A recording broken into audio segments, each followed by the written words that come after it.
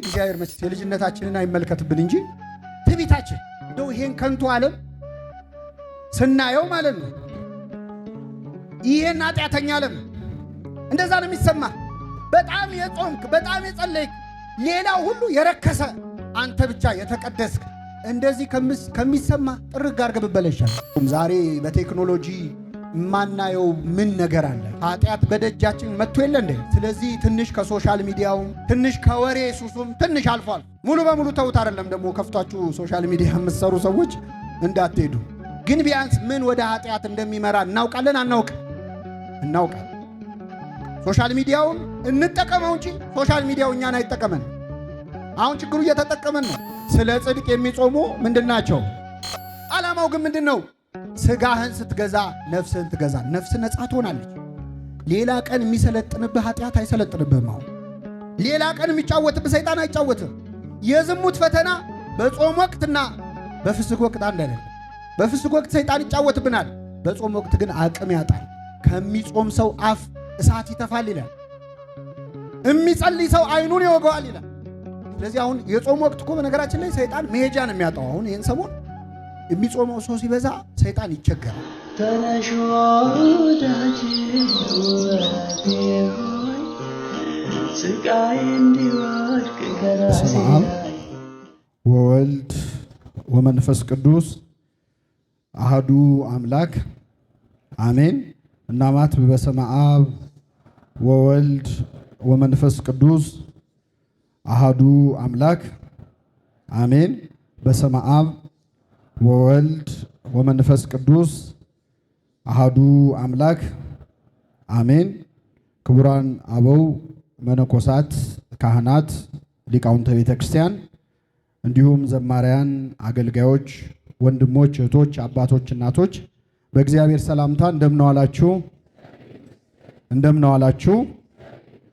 አሜን። ምሕረቱን ቸርነቱን ያበዛልን በእድሜያችን ላይ የዛሬዋን ዕለት ይችን ሰዓት ጨምሮ በቸርነቱ ቅዱስ ቃሉን እንድንሰማ ስሙን እየጠራን እንድናመሰግነው በዚህ ስፍራ የሰበሰበን የአባቶቻችን አምላክ ልዑለ ባሕርይ እግዚአብሔር ስሙ የተመሰገነ ይሁን። እንኳን አደረሳችሁ። እንደምታውቁት ከቀናት በፊት ጾም ገብቷል አልገባም? ለጾሙ እንኳን አደረሳችሁ። በእርግጠኝነት ትንሣኤ ቢሆን ኖሮ አሁን ወይም በዓሉ ቢሆን ኖሮ እንኳን አደረሳችሁ ስል ነበር እልል የምትሉት። ግን አሁን ጾም ላይ ስለሆነ ነው። ለጾሙም ያደረሰን አምላካችን ስሙ የተመሰገነ ይሁን። በሚኖረን ጊዜ በማቴዎስ ወንጌል ምዕራፍ 5 ከቁጥር 3 ላይ በሚገኝ ኃይለ ቃል ተነስተን እንማራለን። የትምህርታችን ርዕስ የሚሆነው ስለ ጽድቅ የሚራቡና የሚጠሙ ብፁዓን ናቸው። እስቲ ቃሉን አብረን እንላለን። ስለ ጽድቅ የሚራቡና የሚጠሙ ምንድናቸው?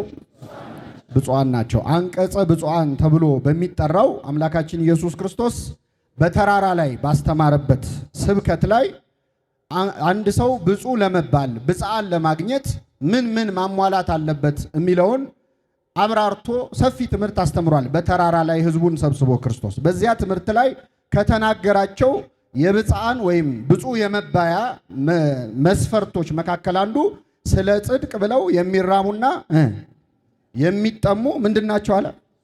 ብፁዓን ማለት ንዑዳን፣ ክቡራን፣ የተመሰገኑ ከፍ ከፍ ያሉ ናቸው ማለት ነው። እና በዚህ ቃል ተነስተን እንማራለን። ለአባቶቻችን ለነቢያት፣ ለአባቶቻችን ለሐዋርያት፣ ለሐዋርያውያን አበው፣ ለሊቃውንት በጉባኤያቸው ተገኝቶ ምስጢሩን ጥበቡን ገልጦ ያስተማረ አምላካችን እኛንም በቸርነቱ እንዲያስተምረን ቅዱስ ፈቃዱ ይሁንልን። እንግዲህ እንደምታውቁት ቤተክርስቲያናችን የጾም ቤተክርስቲያን ናት። ዓመቱን ሙሉ 7 አጽዋማትን ማንኛውም ኦርቶዶክሳዊ መርጦ ሳይሆን የግድ ምን ማድረግ አለበት? መጾም አለበት። 7ቱ አጽዋማት አሉ። ደግሞ ከዚያ በላይ የመጾም ደግሞ ፍላጎት ኖሮት አጽዋማቱ ያነሱበት ይኖራል። ሁሉም እንደኛ አይደለም በነገራችን ላይ እና ላነሰበት ሰው ደግሞ የፈቃድ አጽዋማት አሉ። በፈቃድ የሚጾሙ ዘመነ ጽጌን እንጾማለን። እንደዚሁም ጾመ ዮዲት የጳጉሜን ያቺ ደሞዝ የማይከፈልባት ወር አለች አይደለ? እና ያቺን አጭሯን ሳምንትም እንደዚሁ ዓመት ከመቀበል በፊት በጾም እንድንቀበል ከዚያም አልፎ ደግሞ ንስሐ አባቶቻችን እያስፈቀድን የምንጾምባት ቤተክርስቲያን ናትና ከነዚህ ከሰባት አጽዋማት አንዱ ጾመ ነቢያት ነው ላይ ነው ያለ ነው። አምላካችን ኢየሱስ ክርስቶስ ስለ ጽድቅ የሚጾሙ ምንድናቸው አለ? ስለምን የሚጾሙ? ስለዚህ እግዚአብሔር መጾማችንን ብቻ አይደለም ለምን እንደምንጾምም ይጠይቃል። ሰው በተለያየ ምክንያት ሊጾም ይችላል። መጾም መልካም ነገር ነው፣ ግን ለምንድን ነው የምንጾመው የሚለውን ጥያቄ መመለስ አለብን። በተለያየ ምክንያት ጿሚዎች ስላሉ ዓለም ላይ በጣም ብዙ የሚጾሙ አሉ። እንደው ከመናፍስቱ ብንጀምር አጋንንት እኮ እድሜ ልክ ጾመኞች ናቸው። ሰይጣን ሲበላ ያያል? ይበላል? በተፈጥሮ አይበላም፣ ጿሚ ነው። ስለዚህ ከሰይጣን በምንድን ነው የሚበልጠው የኛ ጾም? እኛ እንደውም እስከ 9 ሰዓት እስከ 6 ሰዓት እያልን ነው የምንጾመው። ሰዓት እየመረጥን ነው። ከተፈጠረ እስካሁን እህል ባፉ አልገባም ሰይጣን በተፈጥሮ መላእክት ስለማይበሉ። ከሰይጣን የሚሻለው የኛ ጾም የምንጾምበት ምክንያት ምን እንደሆነ ማወቅ ስንችል ነው። ዝም ብለን ልንጾም እንችላለን። ለተለያየ ምክንያት የሚጾሙ አሉ። ፈላስፎች ይጾማሉ። የተለያየ ፍልስፍና ሰዎች ጥበብ ይገልጣል ብለው ምግብ መከልከል አይምሮን ያሰፋል ብለው የፍልስፍና ሰዎች፣ ፓጋኖች እግዚአብሔር የለም የሚሉ ግን ጾም ላይ በጣም ስትሪክት ይሆናሉ። አሁን በዘመናችን ደግሞ ስለ ጽድቅ ያልሆኑ አጽዋማት በጣም እየተስፋፉ ነው። በተለይ ቤተክርስቲያን ጾሙ ስትል የሚተርብ የነበረው ትውልድ አሁን ጾም በእንግሊዘኛ ሲመጣ እየተቀበለው ነው። ታውቃላችሁ ኢንተርሚተንት ፋስቲንግ ምናምን የሚባል መጥቷል። በነገራችን ላይ ፋስቲንግ ማለት ጾም ነው። እሺ ሲተረጎም ነው አይደለ? እና አንዳንዴ ከፈረንጅ ሲመጣ ደስ ይለናል። እና አንጀታቸው እህቶቻችን ይቅርታ አድርጉልኝ ለሰውነታቸው ማማር የሚጾሙ ሰዎች አሉ ይሉ ለተክለ ሰውነታቸው ትንሽ ሰውነት ለመቀነስ ግን ይሄ ስለ ጽድቅ የሚጾም ጾም ነው አይደለም። በተለያየ ምክንያት ሰው ሊጾም ይችላል። ቤተክርስቲያን ቀድማ ስትናገር የተተቸውን ያህል አሁን ስናስበው ለካ ጾም ጠቃሚ ነው ለሰው የተፈጠርነው ለካ ልንበላ ሳይሆን ልንጾም ነው የሚለው ሰው ስለገባው ወደ አዳማዊው ቅድስና ወደ ተፈጠርንበት ወደ ጥንተ ተፈጥሮ መመለስ ከፈለክ ጾም በጣም ቀላሉ መንገድ። ጥበብን ይገልጣል ጾም፣ ጤነኛ ያደርጋል፣ ሰውነትን ያስተካክላል፣ ህሊናህን ያስተካክላል። ስለዚህ ዓለም ቀስ ቀስ እያለች በፊት የጾም የፍስግ የሚል አለ። እስቲ ይሄን ምግብ አትብሉ የሚል መጽሐፍ ቅዱስ ላይ ያሳየኝ እንዴ! መጽሐፍ ቅዱስ ገና ሲጀምር እኮ ይሄን አትብሉ በማለት ነው የሚጀምረው አይደል? ዕፀ በለስን ምን አትብሉ አትብሉ ከሚበላ መርጦ አለመብላትን በመናገር ነው መጽሐፍ ቅዱስ የሚጀምረው። እና ትናንት እንዳልተተረብን አሁን ግን ቀስ እያለ ሰው አንዴ ቬጂቴሪያን እያለ አሁን ደግሞ ቪጋን ተብሎ የኛ የጾም ምግብ በደንብ እየመጣ ነው። ቀስ ቀስ እያሉ በእውነት ሁሉንም ወደኛ ለመምጣት ያብቃቸው። ሳይንስ ተፈላስፎ የመጨረሻ ሲደርስ ሃይማኖተኛ ነው የሚሆነው። ይሄን ማወቅ አለባቸው። ሃይማኖት የሳይንስ አያት ነው፣ የፍልስፍና አባት ነው። ይሄ የታወቀ ነው። ሂስቶሪካሊ የትኛውም ዩኒቨርሲቲ ብንሄድ የመጀመሪያው ፋካልቲ ቲዮሎጂ ነው፣ ቀጥሎ ፊሎሶፊ ነው፣ ቀጥሎ ሳይንስ ነው። ሳይኮሎጂው ምኑ የመጣው ከዛ በኋላ። ስለዚህ ቀስ እያለ ወደ ሃይማኖት መንገድ ይመጣል። ሁሉም ይጾማል፣ ሁሉም ይጸልያል። የሚያምነው የማያምነው ይጾማል። የኛ ጾም መባል የሚቻለው ስለምን ብለን ስንጾመው ነው? ስለ ጽድቅ ስንጾመው። ክርስቶስ ስለ ጽድቅ የሚጾሙትና ያመሰገነው የሚጾሙ አሉ። ጸሐፍት ፈሪሳውያንም ይጾማሉ። በጾም አይታሙም እኮ በሳምንት 2 ቀን ይጾማሉ። ልክ እኛ ዓርብ ሮብ እንደምንጾመው ጸሐፍት ፈሪሳውያን ማክሰኞና ሐሙስ ይጾማሉ ለረጅም ጊዜ። ያ ፈሪሳዊ ሲጸልይ አልሰማችሁትም? ከጎኑ ቀራጭ ሰው ይጸልያል። እሱ እዚህ ጋር ቆሞ ሲጸልይ ምን አለ? በሳምንት 2 ምን እላለሁ? ጾማለሁ፣ አስራት አወጣለሁ። እንደዚህ ኃጢአተኛ ስላዳደረከኝ ምን እልሃለሁ? አቤት ቢት አይገርማችሁ? ጸሐፍት ፈሪሳውያንም ይጾማሉ። የኛ ጾም ከጸሐፍት ፈሪሳውያን በምንድን ነው የሚለየው? ሌላውን ለመናቅ ከሆነ ምን ጾመው አንዳንዴ አሁን እጾማለሁ የሚል ሰው የማይጾሙ ሰዎችን በጣም ይንቃል። ይሄን የምታዩት አሁን ቅበላ ላይ ሁሉም ሰው ይሰለፋል። ያው ቅበላና ብቀላ ይምታታሉ ታውቃላችሁ። እና ቅበላ ላይ በጣም ብዙ ሰው ተሰልፎ ስጋ ሲገዛ ሁሌ የሚጾም ሰው ምን ይላል? ምን አሁን ከኛ ጋር ይጋፋሉ እኮ ነገ ለሚበሉት ነገር ይላል። እውነትም ጾም ሲገባ 1-2 ሳምንት ሀገሩ ሰላም ይሆናል አይደል? ይሆናል አይሆንም? ሙከራ እኮ ነው። ምን አለ ብንታገሳቸው። የማይጾሙ ሰዎች ቢያንስ 2 ሳምንት ይሞክራሉ። እስኪ በሉ ያለውን እኮ ያያል እግዚአብሔር። በነገራችን አቅቷቸው ነው እንጂ የበሉት 1-2 ሳምንት ሞክሩ። 2 ሳምንት ማለት 2 ሱባኤ እኮ ነው። ቀላል ነገር አለ። በዛ መሀል ቢሞቱ እየጾሙ ነው የሚሞቱ። ግን የሚመጻደቅ አለ በመጾሙ ሌላውን ንቆ የሚያይ የማይጾሙ ሰዎች እና እሱ መጾሙን ደግሞ የሚናገር በተለይ ክርስቶስ እንደ ግብዞች አትሁኑ ስትጾሙ አለና ግብዞች በሰው ሊታዩ ይጾማሉ አለ። በሰው ሊታዩ ማለት መጾማቸውን ሰው እንዲያውቅ ይፈልጋል። ምጽዋታቸውም ጾማቸውም ጸሎታቸውም ለተርእዮ ነው፣ ሰው እንዲያያቸው። አይሁድ ይጾማሉ፣ ግን የሚጾሙት ሰው እንዲያያቸው ከንፈር እንዲመጥላቸው፣ ይሄ ጾም ገደለው እኮ እንዲላቸው። እንደዚህ የሚጾም ሰው አለ። በሽምብራ እየጾመ ግን የግብት ጾም ይጾማል። ምክንያቱም በሽምብራ መጾሙን የሚናገር በቀጥታ እኔ በሽምብራ እየጾምኩ ነው አይልህም፣ ግን ሽምብራ ተወዶ የለ እንደ ይልሃል። በቀደም ለእንትን ስገዛ ለዚህ ለጾሙ ይላል ያጠይቃል ማለት ነው አይደል? እኔ ጾማለሁ ለማለት ብዬ አይደለም ይላል። ይሄ እጅ ታጥበን የምንሰራቸው ኃጢአቶች አሉ አይደል? እንደ ጲላጦስ ማለት አማው ለማለት አይደለም፣ ለማማት ብዬ አይደለም። አጋነን ካትበለኝና ካለ ሰው ያጋነነ ነው ማለት ነው። ስለዚህ አጽዋማት ለግብዝነትም ይጾማሉ፣ ለተሪዮ ይጾማሉ፣ በሌላው ፊት ራስን የተሻለ አድርጎ ለማየት የሚጾም ሰው አለ። ክርስቶስ ግን ስለምን የሚጾሙ ብፁዓን ናቸው አለ? ስለ ጽድቅ። ስለ ጽድቅ ለመጾም ያብቃን አምላካችን። ምንድነው ስለ ጽድቅ መጾም ማለት ምን ማለት ነው? ምንድነው ስለ ጽድቅ የሚጾመው ጾም? የመጀመሪያው አሁን እየጾም ነው ያለው ጾም ስለ ጽድቅ የተጾመ ጾም ነው። ምዕመናን የምን ጾም ነው የሚባለው? ጾመ ነቢያት። ክርስቶስ ምን አለ? ብፁዓን እለ ይርህቡ ወይጸሙ በእንተ ጽድቅ፣ ስለ ጽድቅ የሚራቡና የሚጠሙ ብፁዓን ናቸው። አንዳንድ ተርጓሚዎች ደግሞ ጽድቅን የሚራቡና የሚጠሙ ብፁዓን ናቸው ብለዋል። በዚህ ወር ምን ጾመው የነቢያት ጾም ነው። ነቢያት ጾመኞች ነበሩ። የጾሙትም ስለ ጽድቅ ነው። ነቢይ ሆኖ በላተኛ አታገኙም። በኦሪት ከጥንት ጀምሮ ብታዩ ሁሉም ጿሚዎች ናቸው። ከመጀመሪያው ሰው ከአዳም ጀምሮ፣ አዳምም ነቢይ ነው፣ ብዙ ትንቢት ተናግሯል።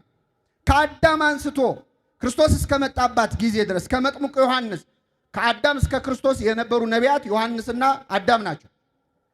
እስከ ክርስቶስ የነበሩት ሁሉም ጾመኞች ናቸው። የጾማቸው ምክንያት ምንድን ነው? የክርስቶስን መምጣት እየፈለጉ ነው። የሚርባቸው የሚጠማቸው ምግባቸው መጠጣቸው የሕይወት እንጀራ እኔ ነኝ ያለ ማን ነው? ክርስቶስ ነው። ይጠማቸው ነበር። የእሱም መምጣት በጣም ይመኙ ነበር። ስለ ጽድቅ የሚጾሙ ብፁዓን ናቸው። ጽድቅ ማለት እውነት ማለት ነው። ክርስቶስ እኔ መንገድም እውነትም ሕይወትም ነኝ ብሏል። ጽድቅ የተባለ አምላካችን ኢየሱስ ክርስቶስ፣ ጽድቅ የተባለ ክርስቶስን ተጠምተው ክርስቶስን ብለው የሚጾሙ ነቢያት ብፁዓን ነበሩ። ይጠሙ ነበረ። ነቢየ እግዚአብሔር ዳዊት ምን ይላል? ዋልያ ወደ ውሃ ምንጭ እንደሚናፍቅ ይላል። የኛ ዋልያ በረሃ ላይ ያለ ዋልያ ውሃ እንደሚጠማው ነፍሴ ወደ ሕያው አምላክ ተጠማች ይላል። እግዚአብሔር ጠማኝ አለ ዳዊት። መቼ ደርሳለሁ የአምላኬንስ ፊት መቼ አየዋለሁ? ይጠሙት ነበር፣ ይናፍቃቸው ነው። አቤቱ ክንድህን ላክ አድነን፣ ከአርያምና ሰማያትን ቀደህ ምነው ምን ብትል ብትወርድ ምነው ብታድነን። ነቢያት ሁሉ ናፍቆታቸው ክርስቶስ ነበረ። ምዕመናን የአምላክን መምጣት ተጠምተዋል፣ ተርበዋል። የአምላክን መምጣት እያሰቡም ጾመዋል።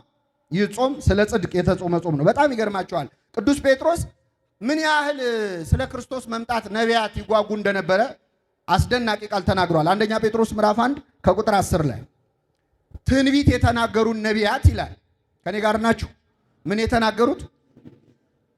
ትንቢት የተናገሩት ነቢያት ስለዚህ መዳን ተግተው እየፈለጉት ይላል። ይህንን መዳን የክርስቶስን ማዳን ተግተው ምን ይሉ ነበረ? በምንድን ነው የሚተጉት? በጾም በጸሎት በልመና በለቅሶ ተግተው ይፈልጉት ነበር። ሙሉ ቃሉን ላንብበው። ትንቢት የተናገሩት ነቢያት ስለዚህ መዳን ተግተው እየፈለጉት መረመሩት።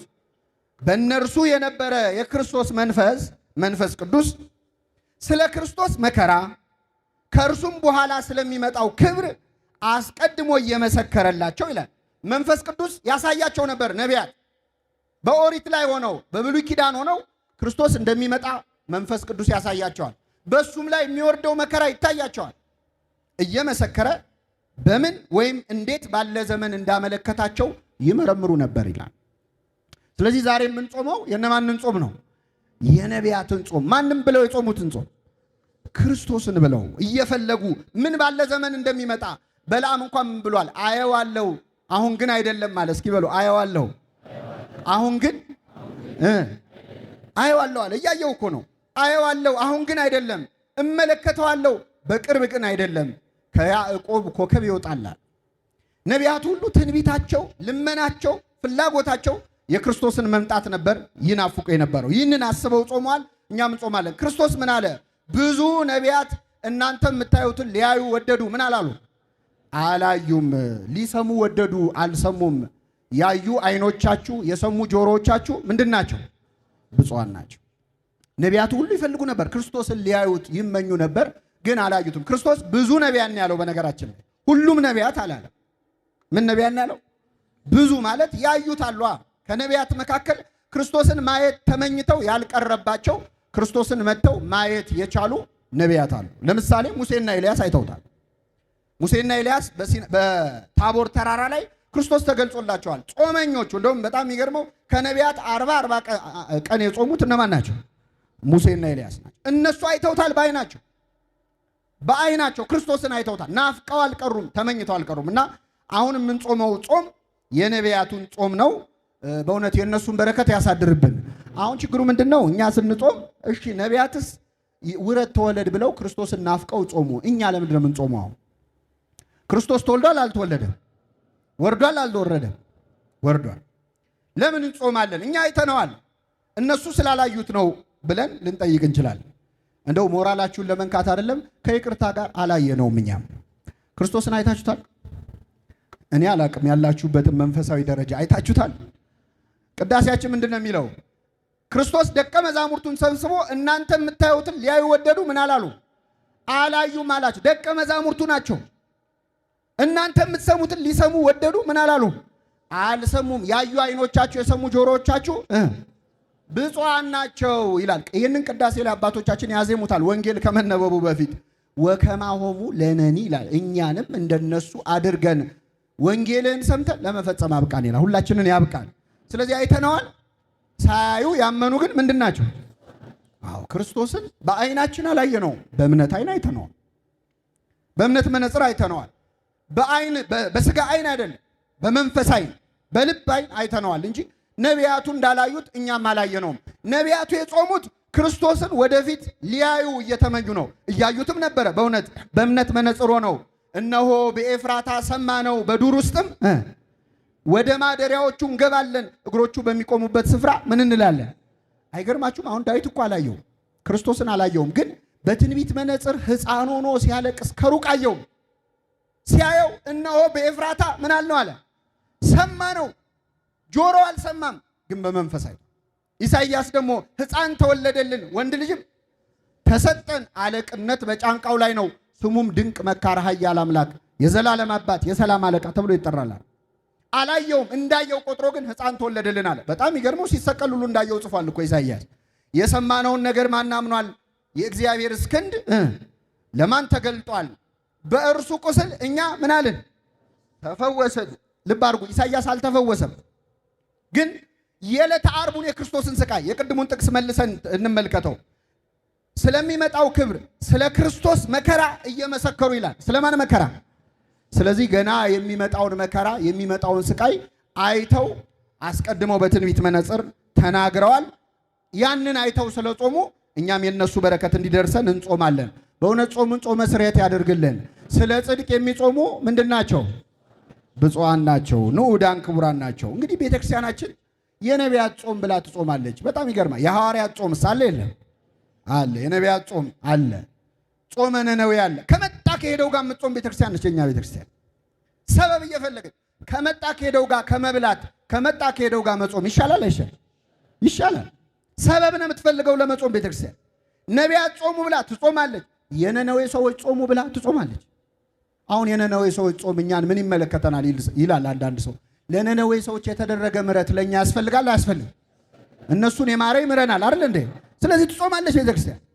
ጾማ በዛች ብለው አንዳንዶች ይተቻሉ። አንድ ሰሞን ተሐድሶ ብለው ራሳቸውን የሚጠሩ ሰዎች ተነስተው እዚህ ዱባይ የሚባል ሀገር ብዙ ነገር በጥብጠው ነበር እና እኔም እዛ ቅርብ ስለነበርኩ ካነሱት ትችት አንዱ ጾም በዛ ነው።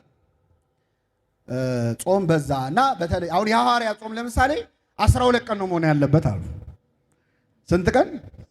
ለምን ተራቀው ሞተዋል አይደል?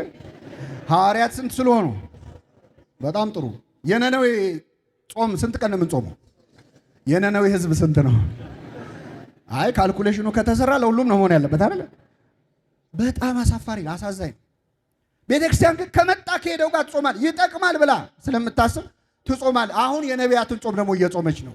ነቢያት ያገኙት በረከት ለኛ ያስፈልገናል አያስፈልገንም? ነቢያት ወደፊት የሚመጣውን አስበው ጾሙ። እኛ ደግሞ ትናንት የሆነውን አስበን እንጾማለን። አሁን ልደቱን ስናከብር ልደት የሚያከብር ይላል ወይ ከውን ክብሩ ከመሰባ ሰገል ከሰባ ሰገል ጋር ክብሩ ይተካከላል። እንደ ቤተልሔም እረኞች ከመላእክት ጋር መዘመር ያማረው ያንን እየናፈቀ እየፈለገ ይጾማልና ቤተክርስቲያናችን የጾም ቤተክርስቲያን ናት። በእውነትችን ቤተክርስቲያን ስለሰጠን ስሙ የተመሰገነ ይሁን። መቼስ በስማቸው እየጾምን ትንሽ ስለ ነቢያት ልንገራችሁና ወደ ሁለተኛው ነጥብ እመጣለሁ። ጾመ ምንድነው የሚባለው? ይሄ ነቢያት ምን ይሉ ነበረ? ይጾሙ ነበር። አይገርምም? ነቢይ ሆኖ የሚጾም አለ ለካ። አሁን እኮ ዘመኑ ተበላሽቶ ነቢይ የሚባል ግን የማይጾም አለ። የለም አለ። ጾም አያስፈልግም የሚል ነቢይ ነው የምናውቀው አይደለ? አዎ። ነቢያት ግን ምን ይሉ ነበር? ይጾሙ ነበር። ይገርማቸዋል። ያልጾመ ነቢይ የለም። ጾመኞች ነበሩ። አብዛኞቹ ድሆች ናቸው። ደግሞ የሚገርም በስጋ የኦሪት ነቢያት ሁሉንም ስታያቸው ክርስቶስን ፈልገው ትንቢት የተናገሩ ሁሉ ጾመኞች ነበሩ፣ ድሆችም ነበሩ። ጾማቸውም አጀንዳ ነበሩ። ዝም ብሎ አይጾሙ፣ ለሆነ ዓላማ ነው። ሙሴ 10ቱ ቃላትን ለመቀበል 40 ቀን 40 ሌሊት ጾሟል። ኤልያስ እስከ እግዚአብሔር ተራራ ለመውጣት 40 ቀን 40 ሌሊት ጾሟል።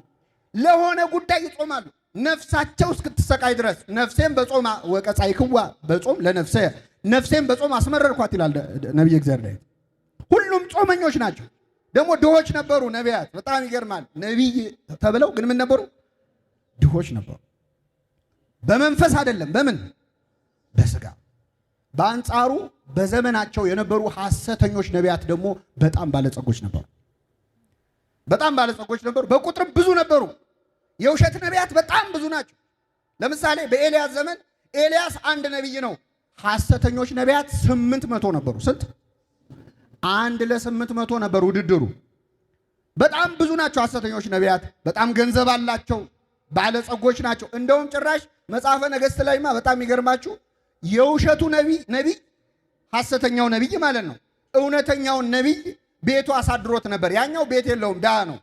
የኛው ግን ቤት ንብረት የተሟላለት ስለሆነ ከቤቴ እደር ብሎ አሳድሮት ሁሉ ተንከባክቦት ነበር። መጨረሻ ላይ ግን ሲጸልይ ምን አለ? ከዚህ ነቢይ አጠገብ ቅበሩኝ አለ። እንደው ቢያንስ በምድር እውነተኛ ነቢይ መሆን ቢያቅተኝ በየት እንደሆም ማለት በሰማይ። ሐሰተኞች ነቢያት ግን ባለጸጎች ነበሩ፣ በጣም ገንዘብ ያገኙ ነበረ። እውነተኞቹ ነቢያት ግን ትንቢት ለተናገሩበት እንኳን ገንዘብ አይቀበሉም ነበር። ለምሳሌ ትንቢተ ዳንኤል ምዕራፍ 5 ላይ ዳንኤል ብልጣሶር ለተባለ ንጉሥ ትንቢት ተረጎመለት ይላል። ምንድነው የተረጎመለት? ግድግዳ ላይ አንድ ጣት መጥቶ ሲጽፍ አየ። ማኔ ቴቄል የሚል ጽሑፍ ምን ማለት ነው የሚለውን አላወቀም። በጣም ነፍሱ ተጨነቀች ብልጣሶር። ከዛ ነቢየ እግዚአብሔር ዳዊት መጣና ምን ማለት እንደሆነ ዘርዝሮ ተረጎመለት። ደስ አለው። ገንዘብ ልስጥህ፣ የወርቅ ካባ፣ የወርቅ ሰቅል ልሸልምህ አለው። ገንዘብ ካንተ ጋር ይሁን አለ። ገንዘብ ከማን ጋር ይሁን? ካንተ ጋር ይሁን አለ። የቀደሙ ነቢያት እንደዚህ ነበሩ። ገንዘብ የሚያገኙ በትንቢታቸው የሚነግዱ አልነበሩ። ሐሰተኞቹ ግን ባለጸጎች ነበሩ። ለምን? የደንበኞችን ፍላጎት ያማከለ ትንቢት ነው የሚናገሩት ሐሰተኞች። ገብቷል? ከስተመር ሰርቪስ ታውቃላችሁ ማለት የሚናገሩት ትንቢት ብናገረው ደስ ይላል ወይስ አይልም ብለው ነው። ለምሳሌ አንድ ሰው የታመመ ሰው ቢኖር ትድናለህ ከሚል ትንቢትና ትሞታለህ ከሚል ትንቢት የቱ ነው ደስ የሚል? አቤት በቃ ችግር የለውም ትድናለህ። ምን ግን ሰው ሁሉ የታመመው ሁሉ ይድናል? አይድንም። እውነተኞቹ ነቢያት እውነቷን ነው የሚናገሩ። ሐሰተኞች ግን አይተው ራሱ እግዚአብሔር እንዴት እንደገለጻቸው ላንብብላችሁ። ትንቢተ ሚክያስ ምዕራፍ 3 ከቁጥር 5 ላይ እግዚአብሔር ይላል ሕዝቤን ስለሚያስቱ ነቢያት እንዲህ ይላል። ስለ ውሸተኞች ነቢያት በጥርሳቸው ሲነክሱ ሰላምን ይሰብካሉ አለ። ምን ሲሉ? በጥርሳቸው ሲነክሱ ሰላምን ይሰብካሉ፣ በአፋቸው አንዳች ነገር በማይሰጥ ሰው ላይ ግን ሰልፍን ያስቡበታል ይላል። ምን ማለት መሰላችሁ? የሆነ ነገር ካጎረስካቸው እንደ ውሻ ነው እግዚአብሔር የገለጻቸው ነገር። በጥርሳቸው ምን ሲሉ አለ? የሆነ ነገር ከነከሱ ሰላምን ይሰብካሉ። አንተ በቃ ህይወትህ በበረከት ይሞላል፣ ምንም ችግር የለም ይሉሃል። በጥርሳቸው ምን ሲሉ? የሆነ ነገር ከሰጣቸው። ካልሰጣቸው ግን ሰልፍን ያስቡባል ማለት ያሟርቱባል። እንዲህ ትሆናለህ ይላሉ። እውነተኞቹ ነቢያት ግን እውነቱን እውነት ሐሰቱን ሐሰት ይላሉ እንጂ ከራሳቸው አንቅተው አይናገሩ። ወዮላቸው አለምኩ ለሚሉ ያላዩትን አየሁ ያልሰሙትን ሰማሁ ለሚሉ ነቢያት ወዮላቸው። እግዚአብሔር ዝቷል፣ ይቀጣቸዋል። ስለ እያንዳንዱ የሐሰት ትንቢት ሰው ለማስደነቅ ተብሎ የሚነገር የውሸት ትንቢት እግዚአብሔር ፊት ቆመ መልስ ትሰጥበታል። እንደ ዋዛ ለተናገራችኋት ቃል በፍርድ ቀን መልስ ትሰጣላችሁ ይላል። እና ሐሰተኞች ነቢያት በጣም የተመቻቸው ነበሩ። እውነተኛ ነቢያት ደግሞ መከራ ያዩ ነበር። አንድ ነገር ልጨምርና ወደ ዋናው እመጣለሁ። ትንቢት ደግሞ ይሄ ሲባል ሟርትም አይደለም። አሁን ትንቢት እውነተኛ ነቢይ የሚባለው ሁሉ ነገር መጥፎ ነው ስላለ እውነተኛ ነው አይባል። ትንቢት ውስጥ ምህረት አለ፣ ይቅርታም አለ። ኮንዲሽናል ፕሮፌሲ የሚባል አለ። ሁኔታውን ታይቶ ትንቢቱ ሊቀየር ይችላል። ለምሳሌ እግዚአብሔር ነነዌን አጠፋታለሁ አለ። በዮናስ አናገረ። ዮናስ እንደውም አቅማምቷል ብዙ አይደለ? አናገረ። ነነዌ ጠፋች አልጠፋችም? ሁኔታውን ታይቶ የተነገረ ትንቢት ነው። የነነዌ ሕዝብ ይቅር በለኝ ሲለው አይ እኔ አንዴ ተናግሬያለሁ አወድማቸዋለሁ አላለም። እግዚአብሔር ይቅር ብሏቸዋል። ኮንዲሽናል ፕሮፌሲ የሚባለው ይሄ ደግሞ የማይቀየራል። ዓለም ያልፋል። ምንም ጸባያችንን ብናሳምር ዓለም ያልፋል አያልፍም? ያልፋል። ይሄ ኮንዲሽናል አይደለም። ምንም በምን ምክንያት የማይቀየር ነው። ግን ትንቢት ዓላማው ማስፈራራት አይደለም። አሁን አንዳንዱ ሁለት ኤክስትሪም ነው። አንዳንዱ በጣም ትንቢት ተናጋሪ ሆኖ ሰው በጣም ለማስደሰት የሚሞክር ሐሰተኛ ነብይ አለ በዘመናችን የምናያቸው። አንዳንዱ ደግሞ ዝም ብሎ የሚያሟርት አለ። በቃ ሁሉ ነገር ሊያልቅልህ ነው አይነት ትንቢት ማለት ነው። አቤት ከኮቪድ ሰሞን ስንት ትንቢት አላየንም? አይታችኋል? አላያችሁ? ዝንጅብል ራቱን ያልበላ ሰው አለ እዚህ መሃል። ትዝ አይላችሁም? ብዙ አቤት ስጋው ደግሞ ብሉ ሲባል እኮ አልበላል። ንስሐ ግቡ ሲባል አልገባል። ትንቢት ዝም ብሎ በአንድ ዩቲዩብ ይመጣና የሆነ ባንዲራ ለብሶ ዓለም የዛሬ 3 ወር ታልፋለች ይላል። ግን ሰብስክራይብ አድርጉ ማለት ዓለም ካለፈች ለምንድን ነው ሰብስክራይብ እናደርግ? ይሄ እኮ ንቀታቸውን ነው የሚያሳየው። በነገራችን ማንም ፋክት ቼከርም የለም። ባለፈው የተናገርከው ትንቢት መች ተፈጸመ የሚል የለም። በጣም አሳል እና ብዬ ነበር አይነት ትንቢቶች ደግሞ አሉ። ማለት ነቢይ ማለት ወደፊት ምን የሚለው ነው የሚሆነው ነው የሚናገር። ተናግሬ ነበር የሚሉ ነቢያት አሉ። ሰሚ አጥቼ ነው እንጂ ይሄ ሚዲያ ዳሰሳ ነው የሚባለው። እሺ ትንቢት አሉ ወደ ኋላ ይናገሩ ነበር እኮ ብዬ ነበር ተናግሬ እንደዚያ። እንዲያውም ይገርማቸዋል እውነተኞቹ ነቢያት ትንቢታቸው እንዳይፈጸም ይጸልዩ ነበር። ትንቢታቸው ምን እንዳይፈጸም ነቢየ እግዚአብሔር ኤርምያስ በሕዝብና በአሕዛብ ላይ ታፈርስ ዘንድ ትነቅል ዘንድ ሾሜሃለሁ ብሎ እግዚአብሔር ሾመው። በኋላ ለካ የሚፈርሰው እስራኤላውያን ናቸው። ለካ የምጠፋው ኢየሩሳሌም ነች። ይህን ሲያይ አልቻለም፣ አለቀሰ። አቤቱ አታለልከኝ፣ እኔም ተታለልኩ አለ። አቤቱ ምን አልከኝ? እግዚአብሔርን እኮ ነው። ታፈርሳለህ ስትለኝ እኔ የገዛ ወገኔን አልመሰለኝም። አለቀሰ። አልቃሻው ነቢይ ሰቆቃወ ኤርምያስ። የኤርምያስ ለቅሶች የሚባል መጽሐፍ አለ አይደል?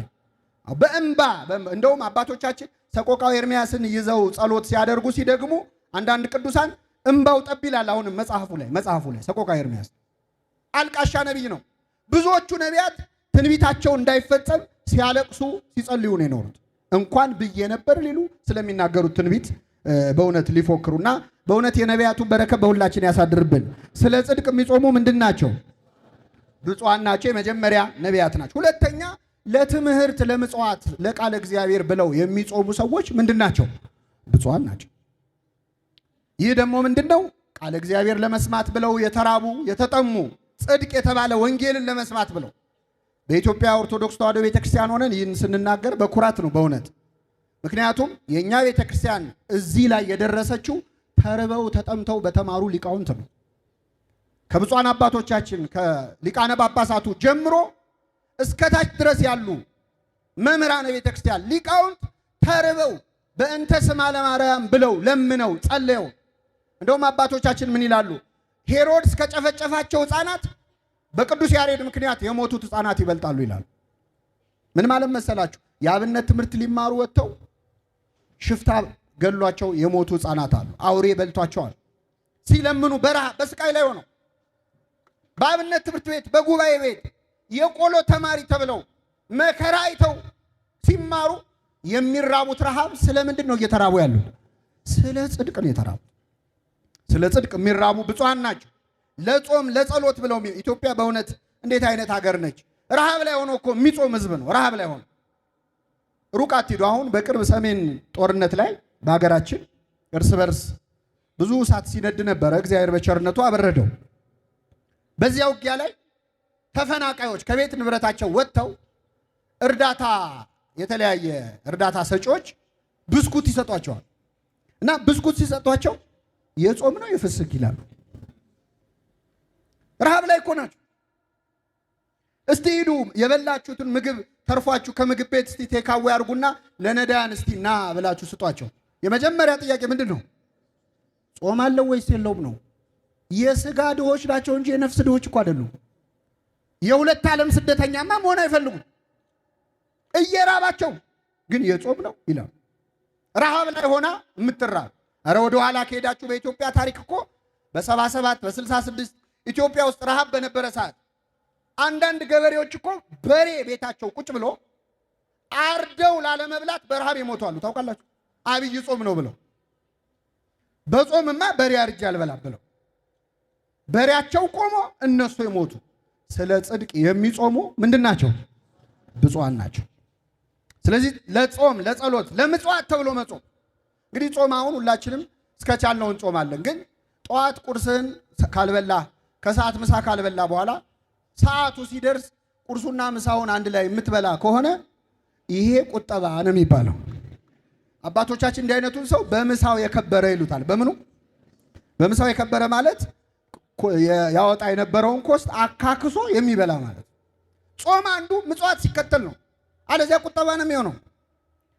እኛ በምንጾምባት በዚህ ሰሞን ለሌላ ሰው ለተራበው ሰው የምናተርፈው እኮ የዕለት እንጀራችን ስጠን ብለን ነው የምንጸልየው አይደለ? አባታችን ሆይ በሰማያት የምትኖር ስምህ ይቀደስ መንግስት ትምጣ ብለን የዕለት እንጀራችንን ምን በለን እስቲ አንዴ በሉ። የዕለት እንጀራችንን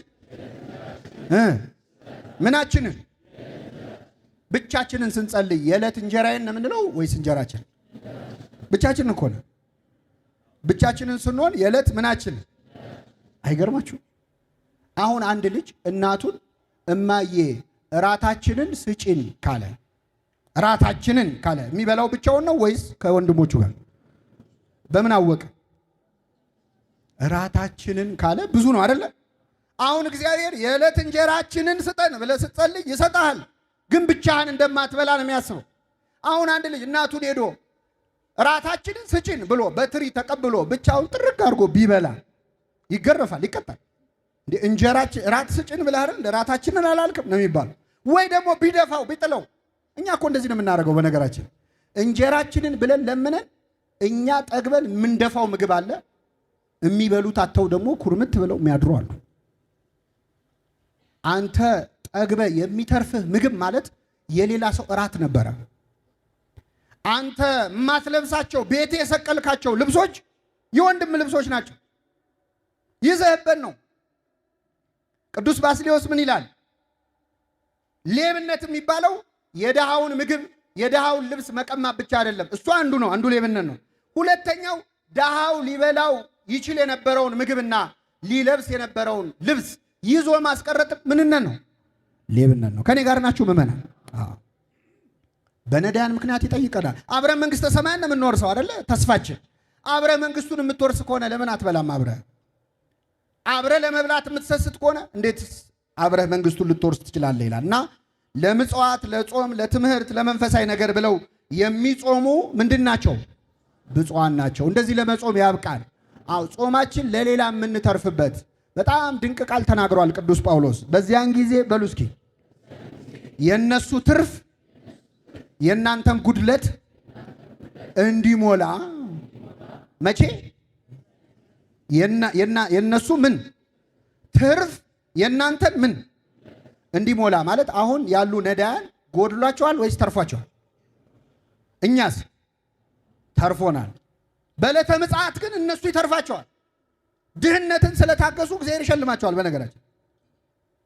ስለዚህ የዚያን ጊዜ አለ የነሱ ትርፍ የናንተን ጉድለት እንዲሞላ በአሁኑ ጊዜ የናንተ ትርፍ የነሱን ጉድለት ይሙላ አለ። ይሄ ማለት ቤት ያስቀመጥከው የማትለብሰው ልብስ አንዳንደኛ ለትዝታ ብለን የምናስቀምጠው ልብስ አለ የለም። አንለብሰውም፣ ግን ትዝታ አለኝ። በዚህ ልብስ ብዙ ሜሞሪ አለኝ። ጥለው ትሞታለህ እኮ ጥለው ትሄዳለህ። ስለዚህ ስለ ጽድቅ ብለው የሚራቡ ማለት አሉ። አንጢላሪዎስ የሚባል ቅዱስ አለ በቤተክርስቲያናችን። ለድሆች ያለውን ሀብት ሁሉ ሰጠ፣ አበላ፣ አጠጣ፣ ምንም የለውም። መጨረሻ ድሆች መጥተው ኧረ ርቦናል እባክህ አሉ። አንጢላሪዎስ ምን አላቸው መሰላችሁ? እኔን ወስዳችሁ ባሪያ አድርጋችሁ ሽጡኝ እና በዚያ ገንዘብ ብሉበት አላቸው። ወስደው ሸጡት። ተሸጦ ምግብ ሆነላቸው ለነሱ። እስከዚህ ድረስ የመጸወተዋል። ይሄ ረሃብ ይሄ ስቃይ ምንድን ነው? ስለ ጽድቅ ብለው ምን የሚሉ አሁን ፍቅር ቀዝቅዞ ነው እንጂ ይገርማቸው። የመጀመሪያዎቹ ክርስቲያኖች ከክርስቶስ እና ከሐዋርያ ዘመን የነበሩት ክርስቲያኖች ከመካከላቸው ችግረኛ ሰው መኖር የለበትም ነበር። አንድ ችግረኛ ሰው የለም። በጣም ከተቸገረ ጾም ይታወጃል። ምዕመናን ከዚህ ቀን እስከዚህ ቀን እንጾማለን፣ ብንበላ ኖሮ የምንበላውን ምግብ ለወንድማችን ለገሌ እናደርገዋለን። አሁን እኛ በጣም ከፍ ያለና ዝቅ ያለ የኑሮ ደረጃ የሚታይብን የመጀመሪያዎቹ ክርስቲያኖች ፍቅር ስለሌለ ነው። ይህን ፍቅር እግዚአብሔር በቸርነቱ ያድለን። ስለ ጽድቅ የሚራቡና የሚጠሙ ምንድን ናቸው? አንድ እንደ ነቢያት የሚጾሙ፣ ሁለተኛ ለትምህርት ለምጽዋት ብለው የሚጾሙ ናቸው። ሶስተኛው ከኃጢአት ለመከልከል ብለው የሚጾሙ ብፁዓን ናቸው። ስለ ጽድቅ የሚጾሙ ማለት ከኃጢአት ለመከልከል ጾም ሲገባ ይውላችሁ። ቅድምም ብያለሁ፣ ነቢያት ሲጾሙ በአንድ አጀንዳ ነው የሚጾሙት። ለምን እንደሚጾሙ ያውቁታል። አሁን ብንጾመውን ጾም የዚህን ወር ጾም ምን ችግር ልንፈታበት አስበናል? የትኛውን ጥያቄ ለማስመለስ አስበናል? እንደ ክርስቲያን ጾም በአጀንዳ ነው የሚጾመው። በአንድ ወቅት ምን ሆነ? ክርስቶስ በታቦር ተራራ ላይ 3 ደቀ መዛሙርት ይዞ ፊቱ አላበራም። ከኔ ጋር ናችሁ? እግዚአብሔር ከሁላችን ጋር ይሁን። ያው ሙቀት ለእንቅልፍም ትንሽ ያመቻል አይደል? ከኔ ጋር ናችሁ? እና ክርስቶስ ስንት ደቀ መዛሙርት ይዞ ሄደ አልኳችሁ? ይዞ ብርሃነ መለኮቱን ሲገልጽላቸው ሲያስተምራቸው መሬት ላይ ስንት ይቀራሉ? ከ12 ሐዋርያት ስንት ይቀራሉ? 9። ይገርማቸዋል። መሬት ላይ አሳራቸውን እየበሉ ነበር 9። 3ቱ እዛ ብርሃኑን እያዩ ጌታ ሆይ በዚህ መሆን ለኛ ምንድን ነው ሲሉ 9ኙ ችግር ገጠማቸው። ምንድነው የገጠመው? እርኩስ መንፈስ ያለበት ሰው ልጁ የታመመበት ሰው ይዞ መጣ ለ9ኙ ደቀ መዛሙርት እና 9 ሆነው ውጣ ቢሉት ሰይጣኑ አልወጣም ማለት። ስንት ሆነው? ውርደት አይደለም? አሁን እዚህ ለምሳሌ ያሉ ቀሳውስት 9 ቢኖሩ አንድ ሰው ቢጮ ለ9 እምቢ ቢላቸው ምን እንደምንለው እኛ? ቄስ የለም እኮ ዘንድሮ። አንድ እንደው 9 ሆነው እግዚአብሔር ያሳያችሁ። ደግሞ ጋኔሉ ክፋቱ በጣም ክፉ ጋኔል ማለት የጋኔል ጥሩ የለውም የሰይጣን ጥሩ የለውም፣ ግን ክፋቱ ያልኩት ምንድነው? አይሰማም፣ አይናገርም። ምን አይልም? የት ነው ያዝከው ስትለው አይሰማም። መች ነው የምንለቀው ስትለው ምን አይልም? ደንቆሮ ነው፣ ዲዳ ነው፣ አይሰማም። እና ቢሉት ቢሰሩት ውጣ ቢሉት እምቢ አላቸው። ለ9 ሆነው ሌላ ቀን እኮ ብቻቸውን እኮ አውጥተዋል። አጋንንት ገረሩ ለና አጋንንት በስምህ አጋንንት በስምህ ተገዙልን ብለው እኮ መጥተው ለጌታ ተናግረዋል አይደል? አሁን ስንት ሆነው እምቢ አላቸው? ለ9። አሁን ህዝቡ ምን የሚል ይመስላችኋል? አሁን ሌላ ቀን ጋኔል ሲያወጣ የነበረ ሰው ዛሬ ቢያቅተው አይ ሌላ ቀን እኮ አውጥቷል ዛሬ አቅቶት ነው እንላለን? ድሮም ሲያጭበረብር ነበር ነው የምንለው። ትናንት ጥሩ የሆኑ ሰዎች ዛሬ በኃጢአት ሲወድቁ አንዳችን እንኳን እንታገሳቸው እና ህዝቡ ማጎረምረም ጀመረ። እንዴ 9 ሆነው ጸሐፍት ፈሪሳውያን ደግሞ ተመቻቸው፣ እድሉን አገኙት ማለት እኮ። ድሮም እኛ ምን አለን አሉ። አዎ ጋኔን ማውጣት ካልቻሉ ሌላውን ለኛ የተውት እውቀት የላቸውም። ሐዋርያት አሳጥማጆች ናቸው አብዛኞቹ። ስለዚህ በነገር ሲያጣድፏቸው ክርስቶስ ከ3ቱ ደቀ መዛሙርቱ ጋር መጣ። የሁሉ ታሪክ ሲሆን ጴጥሮስ እዛ ሆኖ ጌታ ሆይ በዚህ መሆን ለኛ ምንድነው ይላል። መልካም ነው። የዛ ስንት ችግር ላይ ነው ያሉት እኮ እኛ ሲመቸን የሌላው ችግር ይታወቀናል። እና ወረዱ። ሲወርዱ ጌታ ፊት መጣ። ያ ሰውዬ ምን አለ? ጌታ ሆይ ልጄን ፈውስልኝ። ልጄ ከሕፃንነቱ ጀምሮ ይጥለዋል። አንዴ ወደ እሳት አንዴ ወደ ውሃ ይጥለዋል። በጨረቃ ይነሳበታል። ሰይጣን ጨረቃን ለማስመለክ የሚሰራው ተንኮል ነው። እና ጨረቃ ስትመጣ እየጠበቀ ይጥለዋል። እና በጨረቃ ይጥለዋል። ማታ ማታ የሚነሳ በሽታ ነው ያለበት። አንዴ ወደ እሳት አንዴ ወደ ውሃ ይጥለዋል። ወደ ደቀ መዛሙርት አመጣሁት፣ ሊፈውሱት አልቻሉም። ቢቻልህስ ልጄን ፈውስልኝ አለው። ምን ቢልህስ? ምን ቢልህስ? ለማ ተማሪዎቹ ካልቻሉ ያው መምህሩም እንደነሱ ነው ብሎ እኮ አሁን እግዚአብሔርን ያስናቅነው እኮ እኛ ነን። እኛ ስላቃተን የሚያቅተው እንዳይመስላችሁ። በእኛ ድክመት እሱ እንዳትለኩት፣ በእኛ ድክመት ቤተክርስቲያን እንዳትለካ እና ቢቻልህስ እንደው ልጄን ፈውስልኛል። ቢቻልህስ ትላለህ፣ ለሚያምን ሁሉ ይቻላል አለው። አምናለሁ አለማመኔን እርዳው። ድንቅ ቃል ነው። እስኪ በሉ አምናለሁ አለማመኔን እርዳው። ይሄ ሰውዬ ያምናል አያምንም? አምናለሁ አለ አይደል? ደግሞ ምን አለ መልሶ? አሁን እኛ እናምናለን አናምንም? ግን ደግሞ አናምንም። የሚቀረን ነገር አለ የለም? ስለዚህ አምናለሁ አለማመኔን ያን ጋኔን ወዲያው አወጣው። ብዙ ምስጢር ያለው እኔ እሱን ልተውና ወዲያው አወጣለት። ከዛ 9 ደቀ መዛሙርት ይገርማቸዋል ኩምሽሽ ብለው ወደ ጌታ ቀረቡ። አያሳዝኑ? 9 መጡና ምን አሉት? እኛ ልናወጣው ያልቻልነው ለምንድን ነው? ለምን አልቻልንም? ለምን አቃተን? ስለ እምነታችሁ ማነስ ነው አለ አንደኛ። ሁለተኛ ይህ አይነቱ ጋኔን ያለ ጾምና ምን ሊል አይችልም? ሊወጣ አይችልም። ያለ ጾም አይወጣም ይሄ ጋኔን ይላል። አሁን ወደኛ ስናመጣው ሁላችንም መቼስ ጋኔን ሊኖርብን አይችልም። ግን ይሄን ልጅ በጨረቃ ይጥለው ነበረ፣ አንዴ ወደ እሳት አንዴ ወደ ውሃ ይጥለው ነበር ይላል አይደለ? እኛ በጨረቃ የሚነሳ በሽታ የለብንም? ማታ ማታ የሚጀምር ኃጢአት የለንም? ልክ ጨረቃ ስትወጣ የምንጀምረው አንዴ ወደ እሳት ማለት አንዴ ቁጡ ተደባዳቢ፣ አንዴ ወደ ውሃ አንዴ ተለማማጭ፣ አንዴ አልቃሻ አንዴ ተናጋሪ የሚያደርገን፣ አንዴ ዘማዊ አንዴ ንጹህ የሚያደርገን፣ አንዴ ወደ እሳት አንዴ ወደ ውሃ ይጥለዋል አይደል? ያገላብጠናል ሰይጣን። እሱን ብዙ ጊዜ ነው አብሮ አደግ ኃጢአት የለብንም ወይ? ልንተወው ያልቻልነው አመል የለም ወይ? ሱስ የለም ወይ ልንላቀቀው ብለን?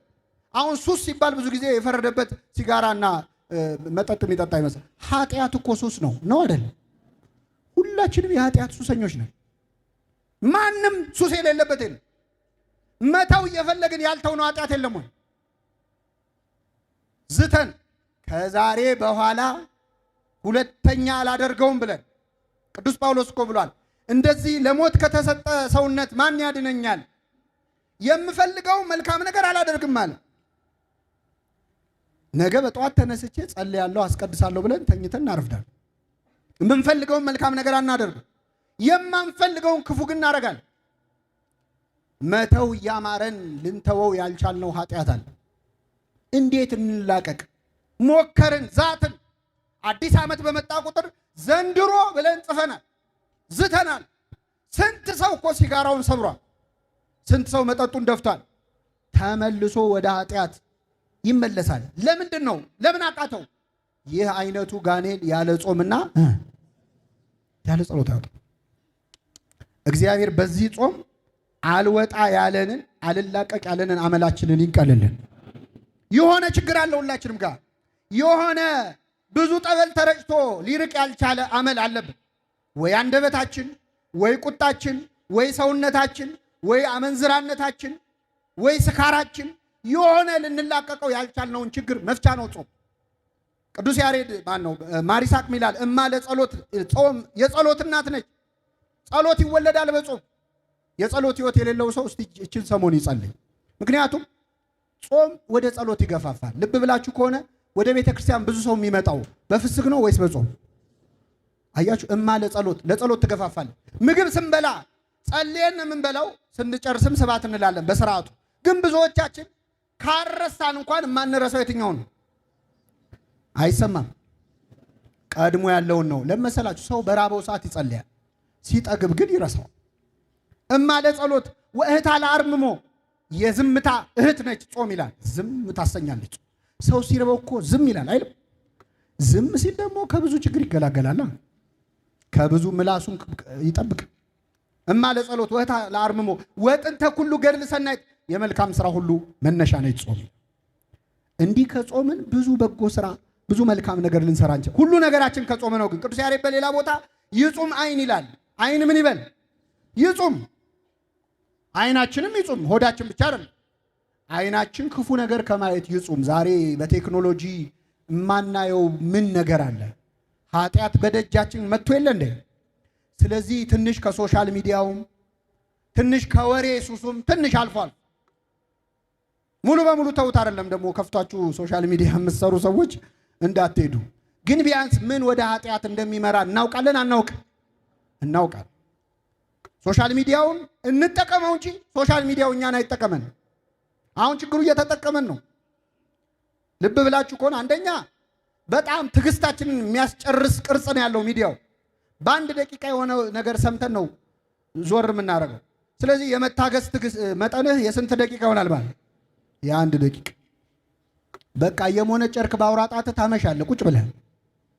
ስለዚህ እስቲ አይን ይጹም፣ ጆሮ የሚጹም ክፉ ወሬ ከመስማት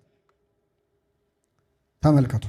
ክፉ ነገር ከመስማት ጆሮአችን ሰውነታችን የሚጾምበት ከሆነ በጣም እንጠቀማ። የመጨረሻው አንድ ነገር ላንሳና አበቃለሁ። ስለ ጽድቅ በሉ እስኪ። የሚራቡና የሚጠሙ ምንድን ናቸው?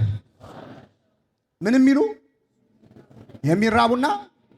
ጾም ማለት ሌላው ረሃብና ጥም ነው። ጾም ማለት ምንድን ነው? እኛ ሳይርበን ብንጾም ደስ አይላችሁ? አንዳንድ ሰው ተኝቶ ያሳልፋል። ጎሽ ሰዓቱን ሳይታወቀን ጨረስኩት ይላል። አሁን የሰው የሚፈልገው ምን ሳይለው እንደውም ይላሉ አፍ አውጥቶ ደስ የሚል ዛሬ አንድ ሳይርበን። መጽሐፉ ምን ይላል? ስለ ጽድቅ ምን የሚሉ የሚጠሙ። ረሃቡ ይፈለጋል። አባቶቻችን ይገርማቸዋል። ውሃና ህብስት አቅርበው ፊታቸው እያዩ ይጾማል። እያዩ ምን እንዲላቸው ማለት ነው? እንዲርባቸው። ልክ አሁን እኛ እስከ 9 ጾማለሁ ካልን ሰዓት እያየን ነው የምንጾመው አይደል? ዛሬ ደግሞ ቀኑ አልገፋ አለ እያልን ማለት ልክ 9 ሰዓት ስትል ለመስፈር ማለት ነው ምግቡ ላይ። አባቶቻችን ልክ 9 ሰዓት ሲል እስከ 9 ወይ እስከ 12 የሚጾሙ አባቶች ልክ ሰዓቷ ስትደርስ ጸሎት ይጀምራሉ። የማዕድ ጸሎት፣ ረጅም ጸሎት ያደርጋሉ። ገዳማውያኑማ በጣም ረጅም ሰዓት ይጸልዩና ከጸሎቱ ርዝመት የተነሳ የነገው ጾም ይገባል። ወይ በቃ ነገ በላለሁ ይላሉ። ይሄ ማለት ሰይጣን ቅጥል ነው የሚለው። በእውነት ነው የምነግራችሁ። ይጠባበቃል ሰው ሲበላ ራሱን መግዛት እንዳይችል ኃጢአት እንዲሰራ ነው። ስንጠግብ ነው ኃጢአት፣ ብዙ ኃጢአት ከምግብ ነው የሚመጣው። ስለዚህ እስክጠግብ ይጠብቃል። አልበላ ሲሉት ግን ያዝናል። ስለዚህ ጾም ማለት ደህና ምግብም ማለፊያ እንጀራ አልበላሁም ይላል ዳንኤል። ምን እንጀራ? ማለፊያ ማለት ደህና እንጀራ። አሁን እኛ እንጀራ መቁረሻ እስኪጠፋ ነው አይደል 10 ምናምን አይነት ወጥ ምን በለው ተቸግር የቱን ኬቱ ምላስ ግራ እስኪገባው ድረስ ማለት ማለፊያ እንጀራ አልበላሁም። ዓላማው ግን ምንድን ነው? ስጋህን ስትገዛ ነፍስህን ትገዛ። ነፍስ ነፃ ትሆናለች። ሌላ ቀን የሚሰለጥንብህ ኃጢአት አይሰለጥንብህም። አሁን ሌላ ቀን የሚጫወትብህ ሰይጣን አይጫወትም። የዝሙት ፈተና በጾም ወቅትና በፍስክ ወቅት አንድ አይደለም። በፍስክ ወቅት ሰይጣን ይጫወትብናል። በጾም ወቅት ግን አቅም ያጣል። ከሚጾም ሰው አፍ እሳት ይተፋል ይላል። የሚጸልይ ሰው አይኑን ይወገዋል ይላል። ስለዚህ አሁን የጾም ወቅት እኮ በነገራችን ላይ ሰይጣን መሄጃ ነው የሚያጣው። አሁን ይህን ሰሞን የሚጾመው ሰው ሲበዛ ሰይጣን ይቸገራል። ችግር የሚመጣው መቼ ነው? ሲፈታ እኛም አብረን እንፈታለን አይደል? የዛኔ ሲመለስ ቤቱ ተጠርጎ ያገኘዋል ይላል። ባዶ ውልውል ብሎ ያገኘዋል። 7 ሌላ አጋንንት ጨምሮ በዛ ሰውዬ ላይ ይገባበታል። ለዚያ ሰውዬ ከፊት ይልቅ የኋለኛው ይከፋበታል ይላል። ከዚህ ሰውረን አምላካችን። ስለዚህ ስለ ጽድቅ የሚራቡና የሚጠሙ ብፁዓን ናቸው። ረሃብ ጥም ያለበት ነው። በእውነት በዚህ ወራት አንዳች አመላችንን አንዳች ክፉ ነገራችንን የምንላቀቅበት ያድርግልን። የምንጾመው በነገራችን ላይ እግዚአብሔር የበለጠ እንዲወደን አይደለም። እሱ ይወደናል አይወደንም? እስከ መጨረሻው ነው የወደደን። የወደዳቸውን እስከ መጨረሻው ወደዳቸው ነው። የቀረው ፍቅር የለውም እግዚአብሔር። ስለዚህ በመጾም የሚጨመር አዲስ ፍቅር ያለ መስሎ እንዳለ አይደል። ለራስ ነው ሰውነትን እንድትገዛ። በውኑ ለኔ ጾምን ጾማችሁልኝን ይላል የሰራዊት ጌታ እግዚአብሔር። የምንጾመው ለእግዚአብሔር አይደለም። ለማን ነው? ለራሳችን ብላ። ስለዚህ ጾም የፈለገ ሰው ምግብ፣ ቤተክርስቲያን ምግብ ነው ያበዛችሁ። በነገር አጽዋማት ስታበዛ ሰውነታችንን እንድንገዛ፣ ህይወታችንን እንድናሳምር፣ ራሳችንን መግዛት እንድንችል ትልቅ ኃይል የሚሰጥ ነው በእውነት እና ኃይል የምናገኝበት ጾም ያደርግልን። በአቅም መጾምም ይገባል። ይችል ልናገር እናበቃለሁ። አባቶቻችን ስለ ጽድቅ የሚራቡና የሚጠሙ ምንድን ናቸው? ይላሉ። ግን አንዳንዴ ደግሞ መቼስ ወጣቶች ናችሁ እዚህ መካከል ከመጠን በላይ እንደው በቃ የመጾም መንፈሳዊ ስሜት ውስጥ አዲስ ክርስቲያን ከምን ይበልጣል እንደሚባለው ደግሞ የሚራቡ የሚጠሙ ሲባል ከመጠን በላይ የሚጾም ሰው በቅርብ የጀመረ ሰው በቃ 9 ሰዓት ብላ አይ እኔ እስከ 12 ነው ዛሬ በቃ እንደዚህ የሚል አለ። ቢነገረው የማይሰማ ማለት ይሄም ስህተት ነው። ንስሐ አባቶቻችን ካላሰናበቱ ራሱ ከሰዓቱ በላይ መጾም አይፈቅድም። የቤተክርስቲያን ስርዓት መፈቀድ አለበት። ልጆች ሆነን እኔ አንድ ገጠመኝ ልንገራችሁ። ልጆች ሆነን የሆነ ጊዜ አብይ ጾምን እስከ ማታ መጾም ጀመርን እና ትልቅ የመጽሐፍ መምህር አሉ አንድ አባት ያሳደጉን። ኧረ ተው ይቅርባችሁ አሉን። እኛም ታዘብናቸው። አባቶች እኮ ብዙም አልገባቸውም ብለን ማለት ነው። ይገርማችኋል። እኔ እግዚአብሔር መቼስ የልጅነታችንን አይመልከትብን እንጂ ትዕቢታችን እንደው ይሄን ከንቱ ዓለም ስናየው ማለት ነው ይሄን ኃጢአተኛ ዓለም እንደዛ ነው የሚሰማ። በጣም የጾምክ በጣም የጸለይክ ሌላው ሁሉ የረከሰ አንተ ብቻ የተቀደስክ እንደዚህ ከሚሰማ ጥርግ አድርገህ ብትበላ ይሻላል። እግዚአብሔር ከምግቡ ጋር ምን ጸብ አለው? ከመጠጡ ጋር ምን ጸብ አለው? የአንተ ልብ ነው። ሌላውን ከፍ ንቆ ራስን ከፍ አድርጎ ከማየት በላይ ጾም መግደፍ የለም። እና አንዳንድ ሰው በቃ ሲነገረው አይሰማም። አንዱ ሱባኤ ገባላችሁ 40 ቀን ወደ ገዳም እና እኔ አስቤበታለሁ፣ በደንብ ተዘጋጅቻለሁ። እንደ ጌታ 40 ቀንና 40 ሌሊት እንደምጾመው አለ። ምን ያህል ቀን ገዳም ሄደ። በዛ ሲል መነኮሳቱ ኧረ ተው እሱ ተው። አባ እንጦንስም በነገራችን ላይ መጽሐፈ መነኮሳት ላይ ሴት መነኮሳያት እናቶች አምፀው ሙሉ ሕማማት አንበላም አሉ እና እመምኔቷ ብትነግራቸው አልሰማ ሲሉ አባ እንጦንስን ጠራቸው ምከርልኝ ብላ።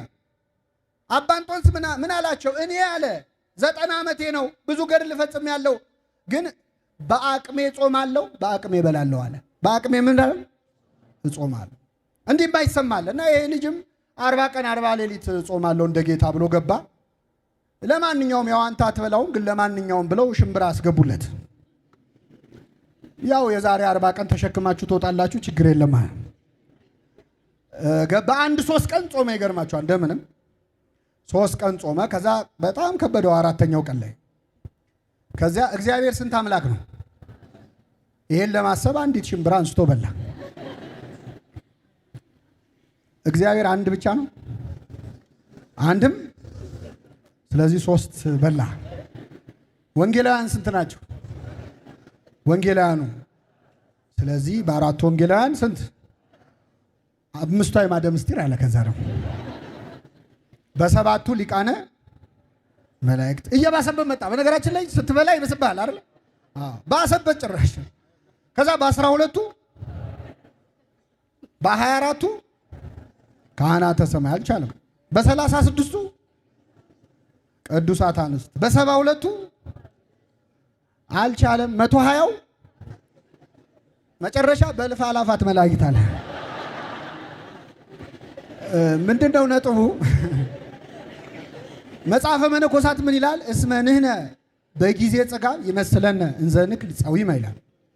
የጠገብን ጊዜ በሉ እስኪ መጾም የምንችል ይመስለናል። ምን ያልን ጊዜ?